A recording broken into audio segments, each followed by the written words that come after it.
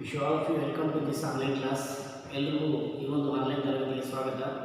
ಇಂದು ನಾವು fundamental rights ಅಂದರೆ ಮೂಲಭೂತ ಹಕ್ಕುಗಳ ಬಗ್ಗೆ ತಿಳ್ಕೊಳ್ಳೋಣ.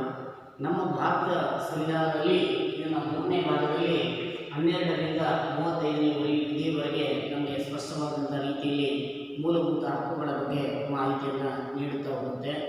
In this is a fundamental rights while we are discussing means in our constitution is a part number 3 is a 12 to is a 35 article will be giving for us as a briefly information. Then what means here is a fundamental rights is the most important in a human being of life.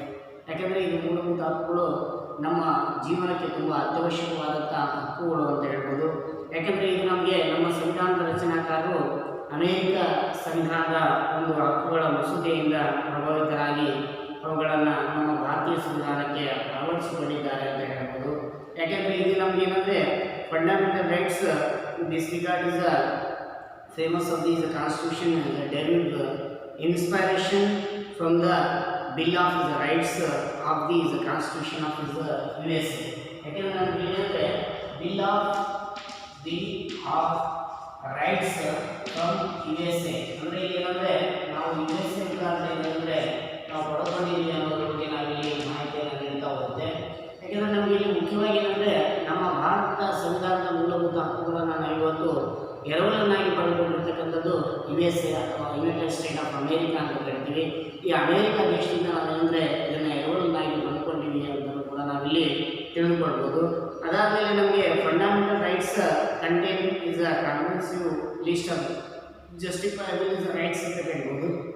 ಯಾಕೆಂದರೆ they are guaranteed by this constitution to all citizens. ಯಾಕೆಂದರೆ ಇದು ನಮ್ಗೆ ಏನು ಮಾಹಿತಿಯನ್ನು ನೀಡುತ್ತಂದರೆ ನಮಗೆ ಇಲ್ಲಿ ಮುಖ್ಯವಾಗಿ ಮೂಲಭೂತ ಹಕ್ಕುಗಳು ನ್ಯಾಯಾಂಗ ರಕ್ಷಿತ ಹಕ್ಕುಗಳಾಗಿವೆ ಅಂತ ಹೇಳ್ಬೋದು. ಭಾರತೀಯ ಪೌರರೆಲ್ಲರಿಗೂ ಕೂಡ ಅವು ಸಂವಿಧಾನಾತ್ಮಕ ಲಭ್ಯವಾಗಿರುವ ಒಂದು ಹಕ್ಕುಗಳಾಗಿವೆ. ಯಾಕೆಂದರೆ ಈಗಿನ ದಿನದಲ್ಲಿ ನಾವು ಪೂರ್ಣ ಪ್ರಮಾಣದಲ್ಲಿ ಭಾರತೀಯ ಪೌರರೆಲ್ಲರೂ ಕೂಡ ಏನಂದರೆ ತಮ್ಮ ಒಂದು ಜೀವನಕ್ಕೆ ಅತ್ಯವಶ್ಯಕವಾಗಿರುವಂಥ ಮೂಲಭೂತ ಸೌಕರ್ಯವನ್ನು ಹೊಂದಬೇಕಾದ್ರೆ ಇವತ್ತು ನ್ಯಾಯರಕ್ಷಿತವಾದಂಥ ನಮ್ಮ ಒಂದು ಹಕ್ಕುಗಳ ಮುಖಾಂತರ ಏನಂದರೆ ನಮ್ಮ ಒಂದು ಜೀವನದಲ್ಲಿ ನಮ್ಮ ಸಾಮಾಜಿಕ ವಾತಾವರಣದಲ್ಲಿ ನಾವು ಉತ್ತಮವಾದಂಥ ರೀತಿಯಲ್ಲಿ ಬದುಕಲಿಕ್ಕೆ ನಮಗೆ ಮೂಲಭೂತ ಸೌಕರ್ಯವನ್ನು ಕಲ್ಪಿಸಿಕೊಡೋದಕ್ಕೆ ಏನಂದರೆ ಹಕ್ಕುಗಳು ಪ್ರತಿಯೊಬ್ಬರ ಒಂದು ನೈಜ ಜೀವನಕ್ಕೆ ಆದ್ಯ ಕರ್ತವ್ಯವನ್ನು ನೀಡುವುದರಲ್ಲಿ, ಅದಾದಮೇಲೆ ಹಕ್ಕುಗಳು ಏನಂದರೆ ಪೂರ್ಣ ಪ್ರಮಾಣದಲ್ಲಿ ಮನುಷ್ಯನ ಒಂದು ಬೆಳವಣಿಗೆಗೆ ಅತ್ಯವಶ್ಯಕವಾದಂಥ ರೀತಿಯಲ್ಲಿ ಪಾತ್ರವನ್ನು ನಿರ್ವಹಿಸುತ್ತದೆ ಅಂತ ಹೇಳ್ಬೋದು. ಯಾಕೆಂದರೆ these rights giving preference to is individual development ಅಂತ ಹೇಳ್ಬೋದು. ಲೈಕ್ ಲಿಬರ್ಟಿ ಆಗಿರ್ಬೋದು, ಇಕ್ವಾಲಿಟಿ ಆಗಿರ್ಬೋದು, or which it may be consisting for being social life. ಯಾಕೆಂದರೆ ಇವತ್ತು ಸಮಾಜ ಜೀವನದಲ್ಲಿ ಆತನ ಒಂದು ಬೆಳವಣಿಗೆಗೆ ಇಲ್ಲಿ ತುಂಬ ಅತ್ಯವಶ್ಯಕವಾಗಿರುವಂಥದ್ದು ಅಂತ ಕೂಡ ನಾವಿಲ್ಲಿ ತಿಳಿದುಕೊಳ್ಬೋದು. ಅದಾದಮೇಲೆ ಇಲ್ಲಿ ನಮಗೇನೆಂದರೆ ಪೌರರ ನಡುವೆ ಸಮಾನತೆಯನ್ನು ತಂದು ಅವರೆಲ್ಲರಿಗೂ ಕೂಡ ಏನಪ್ಪ ಅಂದರೆ ಘನತೆಯಿಂದ, ಆಮೇಲೆ ಅವರೆಲ್ಲರೂ ಒಂದು ಏನಂದರೆ ಗೌರವಾನ್ವಿತ ಒಂದು ಮೂಲಕ ಹಕ್ಕುಗಳಾಗಿರ್ತಕ್ಕಂಥ ಎಲ್ಲ ಪ್ರಜೆಗಳ ಒಂದು ಸರ್ವಾಂಗೀಣ ಅಭಿವೃದ್ಧಿಗೆ ಇದು ಒಂದು ಸಾಧಿಸುವಲ್ಲಿ ಏನಂದರೆ ಅತ್ಯವಶ್ಯಕವಾಗಿದೆ ಅಂತ ಹೇಳ್ಬೋದು. ಯಾಕಂದರೆ ಇಲ್ಲೇನಂದರೆ ಮನುಷ್ಯನ ಜೀವನದಲ್ಲಿ ಇಲ್ಲಿ ನಮಗೆ ಮುಖ್ಯವಾಗಿ ಏನಂದರೆ ಇಸ್ ಅ ರೆಸ್ಪೆಕ್ಟ್ ಅಂತ ನಾವು ನೋಡ್ತಾ ಹೋಗ್ತೀವಿ. ಯಾಕಂದರೆ ಘನತೆ ಅವ್ರದ್ದು ಆತನದೇ ಆಗಿರ್ತಕ್ಕಂಥ ಒಂದು ಇದನ್ನು ನಾವೇನಂದರೆ ಡಿಗ್ನಿಟಿಯನ್ನು ಕಾಣ್ತಾ ಹೋಗ್ತೀವಿ. ಇಲ್ಲಿ ಮೂಲಭೂತವಾಗಿರುವಂಥ ಹಕ್ಕುಗಳು ಏನಂದರೆ ನಮಗೆ ಮೂಲ ಇಲ್ಲಿ ನಮ್ಮ ಒಂದು ವ್ಯಕ್ತಿಯ ಒಂದು ಬೆಳವಣಿಗೆಗೆ ತುಂಬ ಅತ್ಯವಶ್ಯಕವಾದಂಥ ರೀತಿಯಲ್ಲಿ ಪಾತ್ರವನ್ನು ನಿರ್ವಹಿಸ್ತದೆ. ಹಾಗಾಗಿ ನಮಗೆ ಆತನ ಜೀವನವನ್ನು ಸಾಧನೆ ಇವುಗಳು ತುಂಬ ಅತ್ಯವಶ್ಯಕ ಅನ್ನೋದ್ರ ಬಗ್ಗೆ ನಮಗೆ ಮಾಹಿತಿಯನ್ನು ನೀಡ್ತಾ ಹೋಗ್ತದೆ. ಯಾಕೆಂದರೆ ಇಲ್ಲಿ they uphold the equality and dignity of this individual, because here is a individual life is in human being of life is the most important. But in that time, is the dignity also can develop. Then giving is importance to like is to equality. Equality means before the law we are all equal in social life ಅಂತ ತೋರಿಸ್ತಾ ಹೋಗ್ತದೆ. ಅದಾದಮೇಲೆ which are most essential for their all is around is a development ಅಂತ ಹೇಳ್ಬೋದು. ಯಾಕಂದರೆ ಇಲ್ಲಿ ಏನಂದರೆ ಮನುಷ್ಯನ ಪೂರ್ಣ ಒಂದು ಸರ್ವಾಂಗೀಣ ಅಭಿವೃದ್ಧಿಗೆ ಇಲ್ಲಿ ಹೆಚ್ಚಾನೆಚ್ಚೇನಪ್ಪ ಅಂದರೆ ಇದು ಒಂದು ಅತ್ಯವಶ್ಯಕ ಅನ್ನೋದ್ರ ಬಗ್ಗೆ ನಮಗೆ ಫಂಡಮೆಂಟಲ್ ರೈಟ್ಸಲ್ಲಿ ಇಲ್ಲಿ ನಾವು ತಿಳಿತಾ ಹೋಗ್ಬೋದು. ಹಾಗಾಗಿ ಇದರಿಂದ ಸಂವಿಧಾನ ಜಾರಿಗೆ ಬಂದಾಗ ನಮ್ಮ ಭಾರತದ ಒಂದು ಪೌರರಿಗೆ ಏನಂದರೆ 7 ಮೂಲಭೂತ ಹಕ್ಕುಗಳನ್ನು ನಾವಿಲ್ಲಿ ನೀಡಲಾಗಿತ್ತು ಅಂತ ಹೇಳ್ಬೋದು. ಯಾಕೆಂದರೆ ಇಲ್ಲಿ ನಾವು when we are elected is a constitution. ಯಾಕೆಂದರೆ ನಮಗೇನಂದರೆ ಕಾನ್ಸ್ಟಿಟ್ಯೂಷನ್ ಎಲೆಕ್ಟ್ ಆಗಿರ್ತಕ್ಕಂಥದ್ದು ಜನವರಿ 26, 1950 ಅಂತ ನೋಡಿದಾಗ ನಮಗೆ ಎಸ್ಟಾಬ್ಲಿಷ್ ಆದ ಒಂದು ದಿನದಿಂದ ನಾವು ನೋಡ್ತಾ ಹೋದ್ವಿ ಅಂದರೆ ನಮಗೇನಂದರೆ ಪೂರ್ಣ ಪ್ರಮಾಣದಲ್ಲಿ 7 ಮೂಲಭೂತ ಹಕ್ಕುಗಳನ್ನು ನಮಗೇನಂದರೆ ನೀಡಲಾಗಿತ್ತು ಅಂತ ಹೇಳ್ಬೋದು. 7 has Indian is preference to is rights ಅಂತ ಹೇಳ್ಬೋದು. Indian is first of all means is ಸಮಾನತೆ ಹಕ್ಕು, ಅದನ್ನು ಡೆವಲಪ್ಮೆಂಟ್ ಪಾಲಿಸಿ ಈಕ್ವಾಲಿಟಿ ರೈಟ್ಸ್ ಅಂತ ಹೇಳ್ತೀವಿ.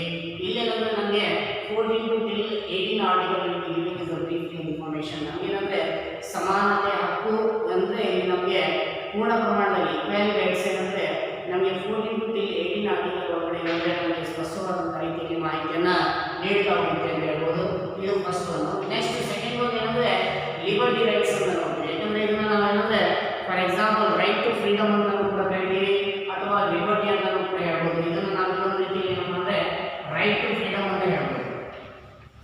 ರೈಟ್ ಟು ಫ್ರೀಡಮ್ ಅಂತ ಹೇಳ್ಬೋದು.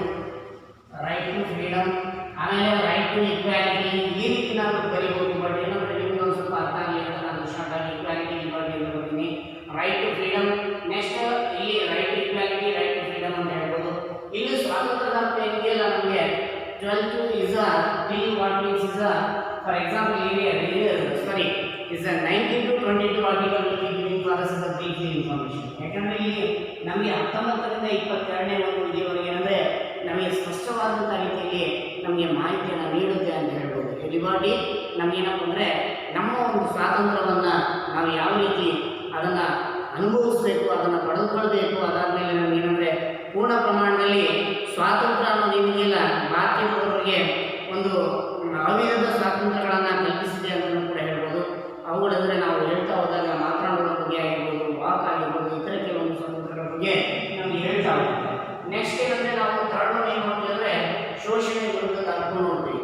That one you can call ಏನಪ್ಪ ಅಂದರೆ ರೈಟ್ ಅಗೇನ್ಸ್ಟ್ ಎಕ್ಸ್ಪ್ಲಾಯ್ಟೇಷನ್ ಅಂತ ಹೇಳ್ತೀವಿ. ರೈಟ್ against exploitation ಅಂತ ಹೇಳ್ತೀವಿ. In your textbook is there, but this one will be giving for us the brief information is a 23 to 24 article. ಯಾಕಂದರೆ 23ರಿಂದ 24ನೇ article ಬಗ್ಗೆ ನಮಗೆ ಸ್ಪಷ್ಟವಾದಂಥ ಒಂದು ಮಾಹಿತಿಯನ್ನು ನೀಡ್ತಾ ಹೋಗುತ್ತೆ ಅಂತ ಹೇಳ್ಬೋದು. ಅಂದರೆ ಇಲ್ಲಿ ನಮಗೆ ಶೋಷಣೆ ಅಂದರೆ ಏನು, ಎಕ್ಸ್ಪ್ಲಾಯ್ಟೇಷನ್ ಮೀನಿಂಗ್ ಏನು ಅಂತ ನೋಡಿದಾಗ ದೌರ್ಜನ್ಯಕ್ಕೊಳಗಾದಂಥ ವ್ಯಕ್ತಿಗಳನ್ನು ರಕ್ಷಣೆ ಮಾಡುವಂಥದ್ದು ಅಂತ ಹೇಳ್ಬೋದು.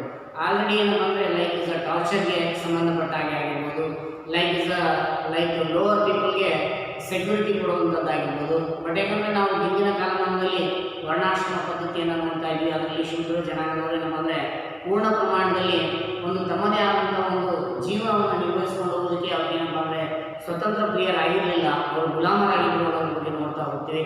ಹಾಗಾಗಿರೋದ್ರಿಂದ ಇಲ್ಲಿ ಅಗೇನ್ಸ್ಟ್ ಎಕ್ಸ್ಪ್ಲಾಯ್ಟೇಷನ್ ಏನಪ್ಪ ಅಂದರೆ ಇಲ್ಲಿ ನಮಗೆ ಬ್ರೀಫ್ ಈಸ್ 23 to 24 ಆರ್ಟಿಕಲ್ ಏನಪ್ಪ ಅಂದರೆ ಫಾರ್ ಎಕ್ಸಾಂಪಲ್ ನಮಗೆ ಪೂರ್ಣ ಪ್ರಮಾಣದಲ್ಲಿ ಮಾಹಿತಿಯನ್ನು ನೀಡ್ತಾ ಹೋಗುತ್ತೆ ಅಂತ ಹೇಳ್ಬೋದು.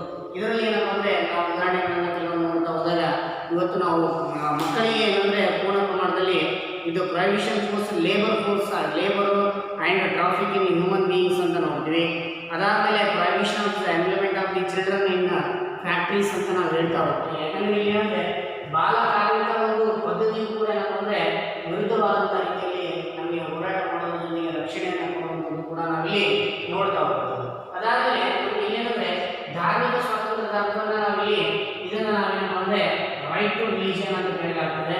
ಇಲ್ಲಿ 25 to 28 article will be giving for us the brief information. ಯಾಕಂದರೆ ನಮಗೆ 25ನೇ ವಿಧಿಯಿಂದ 28ನೇ ವಿಧಿಯವರೆಗೆ ನಮಗೆ ಸ್ಪಷ್ಟವಾದಂಥ ರೀತಿಯಲ್ಲಿ ಮಾಹಿತಿಯನ್ನು ನೀಡ್ತಾ ಹೋಗುತ್ತೆ. ಯಾಕಂದರೆ ಪ್ರತಿಯೊಬ್ಬರಿಗೂ ಅವರದೇ ಆದಂಥ ಒಂದು ಧರ್ಮ, ಅವರದೇ ಆದಂಥ ಕೆಲವೊಂದು ಸಂಸ್ಕೃತಿಯನ್ನು, ಆಮೇಲೆ ಅವರದೇ ಆದಂಥ ಕೆಲವೊಂದು ಇಲ್ಲಿ ಏನಂದರೆ ಜೀವನ ಪರಂಪರೆಯನ್ನು ಪೂರ್ಣ ಪ್ರಮಾಣದಲ್ಲಿ ಏನಂದರೆ ಅವರ ಧರ್ಮಾಚರಣೆಗಳಿಗೆ ಆದ್ಯತೆಯನ್ನು ನೀಡುವಂಥದ್ರ ಬಗ್ಗೆ ಯಾವುದೇ ಒಂದು ಧರ್ಮವನ್ನು ನಾವು ಮೇಲೆತ್ತುವಂತಿಲ್ಲ, ಎಲ್ಲರಿಗೂ ಸಮಾನವಾಗಿರುವಂಥ ರೀತಿಯಲ್ಲಿ ಏನಂದರೆ ಅವಕಾಶವನ್ನು ಮಾಡಿಕೊಟ್ಟಿರ್ತಕ್ಕಂಥದ್ರ ಬಗ್ಗೆ ನಾವು ಅಲ್ಲಿ ಅಧ್ಯಯನ ಮಾಡ್ತಾ ಹೋಗ್ತೀವಿ. ಅದಾದಮೇಲೆ ಸಾಂಸ್ಕೃತಿಕ ಮತ್ತು ಶೈಕ್ಷಣಿಕ ಹಕ್ಕು. ಯಾಕಂದರೆ ಇಲ್ಲಿ ನಮ್ಗೆ ಏನಂದರೆ ಕಲ್ಚರಲ್ ಆ್ಯಂಡ್ ಎಜುಕೇಷನ್ ನೋಡ್ತೀವಿ. ಯಾಕಂದರೆ ಈ ರೈಟ್ಸ್ ಒಳಗಡೆ ಏನಂದರೆ ನಮಗೆ ಇಲ್ಲಿ 29 to 30 ಆರ್ಟಿಕಲ್, ಯಾಕಂದರೆ 29ರಿಂದ 30ನೇ ಒಂದು ವಿಧಿಯವರೆಗೆ ನಮಗೆ ಸ್ಪಷ್ಟವಾದಂಥ ರೀತಿಯಲ್ಲಿ ಕಲ್ಚರಲ್ ಆ್ಯಂಡ್ ರೈಟ್ಸ್ ಬಗ್ಗೆ ಹೇಳ್ತಾ ಹೋಗುತ್ತೆ. ಅಂದರೆ ಇಲ್ಲಿ ಕಲ್ಚರಲ್ ಆ್ಯಂಡ್ ರೈಟ್ಸ್ ಬಗ್ಗೆ ನಾವು ನೋಡ್ತಾ ಹೋದಾಗ ಏನಂದರೆ ನಮಗೆ ಮುಖ್ಯವಾಗಿ ಏನಂದರೆ like territory of India having A distinct language ಅಂತ ಹೇಳ್ತೀವಿ, script and culture of its own as the right two is conserve it ಅಂತ ಹೇಳ್ತೀವಿ. ಯಾಕಂದರೆ ಇಲ್ಲಿ ಏನಂದರೆ ನಮ್ಮ ದೇಶ ಹಲವಾರು ರೀತಿಯಲ್ಲಿ ಏನಂದರೆ ಪೂರ್ಣ ಪ್ರಮಾಣದಲ್ಲಿ ಇಲ್ಲಿ ಶೈಕ್ಷಣಿಕ ಮತ್ತು ಇಲ್ಲಿ ನಾವು ಸಾಂಸ್ಕೃತಿಕವಾಗಿ ಯೋಚನೆ ಮಾಡಿದಂಥ ಸಮಯದಲ್ಲಿ ಇಲ್ಲಿ ಭಾರತದಲ್ಲಿ ವಾಸಿಸುವಂಥ ಪ್ರತಿಯೊಂದು ಜನಾಂಗದವರು ತಾವು ಹೊಂದಿರುವಂಥ ಒಂದು ಭಾಷೆ, ಲಿಪಿ ಮತ್ತು ಸಂಸ್ಕೃತಿಗಳನ್ನು ರಕ್ಷಿಸುವ ಮತ್ತು ಬೆಳೆಸುವ ಅವಕಾಶವನ್ನು ಇಲ್ಲಿ ನಮಗೆ ಪಡೆದಿದ್ದಾರೆ ಅನ್ನೋದ್ರ ಬಗ್ಗೆ ನಮಗೆ ಸ್ಪಷ್ಟವಾದಂಥ ರೀತಿಯಲ್ಲಿ ಮಾಹಿತಿಯನ್ನು ನೀಡ್ತಾ ಹೋಗ್ತದೆ. ಇಲ್ಲಿ ನಮಗೆ ಏನಪ್ಪ ಅಂದರೆ briefly is 29 article brief information ಅಂತ ಹೇಳ್ಬೋದು. Next 6th one is property right. ಇಲ್ಲೇನಂದರೆ ನಾವು ಪ್ರಾಪರ್ಟಿ ರೈಟನ್ನು ಫಸ್ಟ್ ಈ ಮೂಲ ನಾವು ನೋಡಿದಂಥ ಸಮಯದಲ್ಲಿ ಪ್ರಾಪರ್ಟಿ ರೈಟ್ ನಮ್ಮ ಭಾರತ ಸಂವಿಧಾನದಲ್ಲಿ ಇತ್ತು. ಆದರೆ ಪ್ರೆಸೆಂಟ್ ಏನಪ್ಪ ಅಂದರೆ ಅದನ್ನು ತೆಗೆದಾಕಿದ್ರು ಅಂತ ಕೂಡ ನಾವು ಹೇಳ್ಬೋದು. ಅದನ್ನು ಯಾವ ಕಾರಣಕ್ಕೆ ಏನಪ್ಪ ಅಂದರೆ ಇದನ್ನು ತೆಗೆದ್ರು ಅಂದರೆ ಆಸ್ತಿ ಹಕ್ಕನ್ನು ಇಲ್ಲೇನಂದರೆ ಪೂರ್ಣ ಪ್ರಮಾಣದಲ್ಲಿ according to 1976 is the 44th amendment ಪ್ರಕಾರ ನಾವು ನೋಡ್ತಾ ಹೋದಾಗ ಇಲ್ಲಿ ನಮಗೇನಂದರೆ ಮುಖ್ಯವಾಗಿ ನಮಗೇನಂದರೆ ಇಲ್ಲಿ ನಾವು ಇದನ್ನು ನೋಡ್ತಾ ಹೋದಾಗ ಏನಂದರೆ ಆಸ್ತಿ ಹಕ್ಕಿನ ಬಗ್ಗೆ ನಾವು ಅಧ್ಯಯನ ಮಾಡ್ತಾ ಹೋದಾಗ ನಮಗೆ ಏನಂದರೆ ಪೂರ್ಣ ಪ್ರಮಾಣದಲ್ಲಿ 44ನೇ ಒಂದು ತಿದ್ದುಪಡಿಯನ್ನು ತರುವುದರ ಮುಖಾಂತರ 1976ರಲ್ಲಿ ಈ ಒಂದು ಆಸ್ತಿ ಹಕ್ಕನ್ನು ತೆಗೆದುಹಾಕಲಾಯಿತು ಅಂತ ಕೂಡ ನಾವಿಲ್ಲಿ ತಿಳಿದುಕೊಳ್ಬೋದು. ಯಾಕೆಂದರೆ ನಮ್ಗೆ ಇಲ್ಲೇನಂದರೆ ಮುಖ್ಯವಾಗಿ ಈ ಒಂದು ಆಸ್ತಿ ಹಕ್ಕಿನ ಬಗ್ಗೆ ನಾವು ಅಧ್ಯಯನ ಮಾಡ್ತಾ ಹೋದಾಗ ಇದೇನೆಂದರೆ ಮುಖ್ಯ ಒಂದು ತನ್ನದೇ ಆದಂಥ ರೀತಿಯಲ್ಲಿ ಏನಂದರೆ ಒಂದು ರೀತಿಯಲ್ಲಿ ಇದನ್ನ ಯಾಕೆ ತೆಗೆದಾಕಿದ್ರು ಅಕಾರ್ಡಿಂಗ್ ಟು 31 ಆರ್ಟಿಕಲ್ ಅಂತ ನೋಡಿದಾಗ ಯಾಕೆಂದರೆ ಇಲ್ಲಿ ಲಿಂಗ ನಾವು ತಾರತಮ್ಯಕ್ಕೆ ಹೆಚ್ಚಿನ ಒಂದು ಇದನ್ನು ನಾವು ನೋಡ್ತಾ ಹೋದಾಗ ಲಿಂಗ ತಾರತಮ್ಯ ಆದ್ಯತೆಯನ್ನು ನೋಡ್ತಾ ಹೋಗ್ತೀವಿ. ಅದಾದಮೇಲೆ ಏನಂದರೆ ಗಂಡು ಒಂದು ಹೆಣ್ಣು ಮದುವೆ ಆದ ಮೇಲೆ ಗಂಡನ ಮನೆಗೆ ಹೋಗುವಂಥದ್ದು ಹಲವಾರು ಕೆಲವೊಂದು ಕಾರಣಗಳನ್ನು ನಾವು ಇಲ್ಲಿ ಹೇಳ್ತಾ ಹೋಗ್ಬೋದು. ಆದರೆ ಏನಂದರೆ ಆಸ್ತಿ ಹಕ್ಕು ಏನಪ್ಪ ಅಂದರೆ ನಮ್ಮ ಭಾರತ ಸಂವಿಧಾನದಲ್ಲಿ ಇದನ್ನು ತೆಗೆದುಹಾಕಲಾಯಿತು. ಇದನ್ನು ಒಂದು ಕಾನೂನು ಹಕ್ಕಾಗಿ ಏನಪ್ಪ ಅಂದರೆ ಇದನ್ನು ಒಂದು ಉಳಿಸ್ಕೊಳ್ಳಾಯಿತು ಅನ್ನೋದ್ರ ಬಗ್ಗೆ ನಾವು ಇಲ್ಲಿ ನೋಡ್ತಾ ಹೋಗ್ಬೋದು. ಅದಾದಮೇಲೆ ನೆಕ್ಸ್ಟ್ ಏನಂದರೆ ಇಲ್ಲಿ ಸಂವಿಧಾನಾತ್ಮಕ ಪರಿಹಾರ ನೋಡ್ತಾ ಹೋದಾಗ constitutional is right to constitution ಅಂತ ಹೇಳ್ತೀವಿ, ಅಥವಾ right to constitutional is remedies ಅಂತ ಕೂಡ ಇಲ್ಲಿ ಹೇಳ್ತಾ ಹೋಗ್ಬೋದು. ಇಲ್ಲಿ ನಮಗೆ ಮುಖ್ಯವಾಗಿ ಏನಂದರೆ ರೈಟ್ ಟು ಕಾನ್ಸ್ಟಿಟ್ಯೂಷನ್ ರೆಮಿಡೀಸ್ ಒಳಗಡೆ ನಾವೇನಂದರೆ 32 ಆರ್ಟಿಕಲ್ ನಮ್ಗೆ ಏನಪ್ಪ ಅಂದರೆ ಡಾಕ್ಟರ್ ಬಿ ಆರ್ ಅಂಬೇಡ್ಕರ್ ಹೇಳ್ತಾರೆ ಇಲ್ಲೇನಂದರೆ ಇದು heart of the Indian constitution ಅಂತ ಹೇಳ್ತಾರೆ. ಯಾಕಂದರೆ ಇದು ಒಂದು ರೀತಿಯಲ್ಲಿ ಏನಪ್ಪ ಅಂದರೆ ಒಂದು ಹೃದಯದ ಭಾಗ ಅಂತ ಕೂಡ ಇದನ್ನು ಕರೆಯಲಾಯಿತು ಅಂತ ಹೇಳ್ಬೋದು. ಅಥವಾ ಇದು ಒಂದು ರೀತಿಯಲ್ಲಿ ಏನಂದರೆ ಇನ್ನೊಂದು ರೀತಿಯಲ್ಲಿ ನಾವು ಹೇಳಬೇಕಾದ್ರೆ ಸಂವಿಧಾನಾತ್ಮಕ ಪರಿಹಾರ ಹಕ್ಕನ್ನು ಇಲ್ಲಿ ನಮ್ಮ ಡಾಕ್ಟರ್ ಬಿ ಆರ್ ಅಂಬೇಡ್ಕರ್ ಅವರ ಒಂದು ಪ್ರಕಾರ ನಾವು ನೋಡ್ತಾ ಹೋದಾಗ ಇಲ್ಲಿ ಮುಖ್ಯವಾಗಿ ಏನಂದರೆ ಇದು ಒಂದು ತನ್ನದೇ ಆದಂಥ ರೀತಿಯಲ್ಲಿ ರಕ್ಷಣೆ ಪಡೆಯಲು ಅನುಕೂಲವಾದಂತೆ ಸಂವಿಧಾನಾತ್ಮಕ ಕೆಲವೊಂದು ಪರಿಹಾರ ಹಕ್ಕನ್ನು ಸಂವಿಧಾನದಲ್ಲಿ ನಮೂದಿಸಿದ್ದಾರೆ. ವ್ಯಕ್ತಿಗೆ ಯಾವುದೇ ಕಡೆಯಿಂದ ತನ್ನ ಮೂಲಭೂತ ಹಕ್ಕುಗಳಿಗೆ ಧಕ್ಕೆ ಬಂದಾಗ ನ್ಯಾಯದ ಬರುವ ಅವಕಾಶವನ್ನು ಈ ಹಕ್ಕು ಕಲ್ಪಿಸಿಕೊಟ್ಟಿದೆ ಅಂತ ಕೂಡ ಹೇಳ್ಬೋದು. ಹಾಗಾಗಿರೋದ್ರಿಂದ ನಮ್ಮ ಡಾಕ್ಟರ್ ಬಿ ಆರ್ ಅಂಬೇಡ್ಕರ್ ಅವರು ಏನಂದರೆ ಒಂದು ಕರಡು ಸಂವಿಧಾನದ ಸಮಿತಿಯ ಒಂದು ಅಧ್ಯಕ್ಷತೆಯನ್ನು ವಹಿಸಿರ್ತಕ್ಕಂಥ ಡಾಕ್ಟರ್ ಬಿ ಆರ್ ಅಂಬೇಡ್ಕರ್ ಅವರು ಪೂರ್ಣ ಪ್ರಮಾಣದಲ್ಲಿ ಏನಂದರೆ ಇದು ಒಂದನ್ನು ಇಲ್ಲಿ ಏನಂದರೆ ಒಂದು ಹೃದಯದ ಭಾಗ ಅಂತೇಳಿ ನಮ್ಮ ಸಂವಿಧಾನದ ಒಂದು ಸಂವಿಧಾನಾತ್ಮಕ ಪರಿಹಾರ ಹಕ್ಕನ್ನು ಒಂದು ನೀಡಿರ್ತಕ್ಕಂಥದ್ರ ಬಗ್ಗೆ ನಾವಿಲ್ಲಿ ನೋಡ್ತಾ ಹೋಗ್ಬೋದು. ಹಾಗಾಗಿರೋದ್ರಿಂದ ನಮಗೆ ಇಲ್ಲಿ ಏನಂದರೆ ನಮ್ಮ ಫಂಡಮೆಂಟಲ್ ರೈಟ್ಸ್ ಮೂಲಭೂತ ಹಕ್ಕುಗಳು ಏನಂದರೆ ಪ್ರತಿಯೊಬ್ಬ ಇಲ್ಲಿ ಪೌರರು ಅಂದರೆ ಪ್ರತಿಯೊಬ್ಬ ನಾಗರಿಕರು ಕೂಡ ನಮಗೆ ಇಲ್ಲಿ ತುಂಬ ಅತ್ಯವಶ್ಯವಾಗಿರುವಂಥದ್ದು. ತನ್ನ ಒಂದು ವ್ಯಕ್ತಿಯ ಒಂದು ಸರ್ವಾಂಗೀಣ ಅಭಿವೃದ್ಧಿಗೆ ತುಂಬ ಅತ್ಯವಶ್ಯಕವಾದಂಥ ರೀತಿಯಲ್ಲಿ ಪಾತ್ರವನ್ನು ನಿರ್ವಹಿಸ್ತದೆ ಅನ್ನೋದ್ರ ಬಗ್ಗೆ ನಮಗೆ ಇಲ್ಲಿ ಭಾಳ ಮುಖ್ಯವಾದಂಥದ್ದು. All round development will be consisting for in human being of life. These are the fundamental rights. But in this what is today only I am going to give briefly is that 12 to 35 article in our constitution is the third part. We will be giving the brief information about these fundamental rights. That one we can call is the first is the source. Here is the 7th part is the fundamental rights. That one we can call is the right to equality, right to freedom or the liberty, right to exploitation, right to religion. Then is the right to cultural and educational, right to property. Then is the right to constitutional remedies. These are there. But in next class, I shall explain to you is the 14th article. What is that? Then what will be giving for us is a brief information. Next is the 19 to 22 article. What it will say.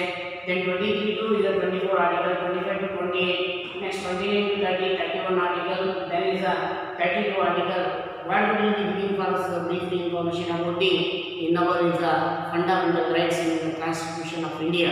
ಯಾಕೆಂದರೆ ನಮ್ಮ ಭಾರತೀಯ ಸಂವಿಧಾನದಲ್ಲಿ ಎಲ್ಲ ವಿಧಗಳು ಯಾವ್ಯಾವ ರೀತಿಯ ಒಂದು ಮಾಹಿತಿಯನ್ನು ನಮಗೆ ನೀಡ್ತಾ ಹೋಗ್ತದೆ ಅನ್ನೋದ್ರ ಬಗ್ಗೆ ನಾವು ಮುಂದಿನ ಒಂದು ತರಗತಿಯಲ್ಲಿ ಬೇಕಾದ್ರೆ ಡಿಸ್ಕಸ್ ಮಾಡೋಣ. ಅಂದರೆ credits enough for you consisting regarding about these fundamental rights.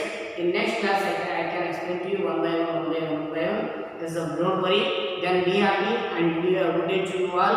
And once again, what means is here regarding about while I am explaining that is regarding the fundamental rights. In this already what means in first year students, what means regarding about that already you know is the rights meaning. ಯಾಕಂದರೆ ಈಗ first year students ಏನಂತಂದರೆ ಹಕ್ಕುಗಳ ಬಗ್ಗೆ ನಾನು meaning and definitions ಕೊಟ್ಟಿದ್ದೀನಿ.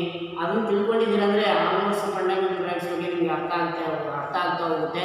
ಯಾಕೆಂದರೆ already in like is become first year students also read regarding about these rights, then in previous classes in our political science subject related students, but they don't know means the rights meaning will be giving is for importance to is individual liberty, then is the development of the human being of life. ಯಾಕಂದರೆ ಇದು most important. ಹಾಗಾಗಿರೋದ್ರಿಂದ these rights will be consisting for that is securing of the life and is will be giving for us is what means is facilitates ಅಂತಲೂ ಹೇಳ್ಬೋದು. ಯಾಕಂದರೆ ನಮಗೆ ಮೂಲಭೂತ ಸೌಕರ್ಯವನ್ನು ಒದಗಿಸಿಕೊಡುವಂಥದ್ದನ್ನು ಕೂಡ ನಾವಿಲ್ಲಿ ನೋಡ್ತಾ ಹೋಗ್ಬೋದು. ಹಾಗಾಗಿರೋದ್ರಿಂದ ಈ ಒಂದು ತರಗತಿಗೆ ಸಂಬಂಧಪಟ್ಟಾಗ ನಿಮ್ಗೆ ಏನಾದರೂ ಅರ್ಥ ಆಗಲಿಲ್ಲ ಅಂದರೂ ಕೂಡ once again you can take is from me is brief information ನನ್ನಿಂದ ಮತ್ತೆ ನೀವು ಪಡ್ಕೊಳ್ಬೋದು.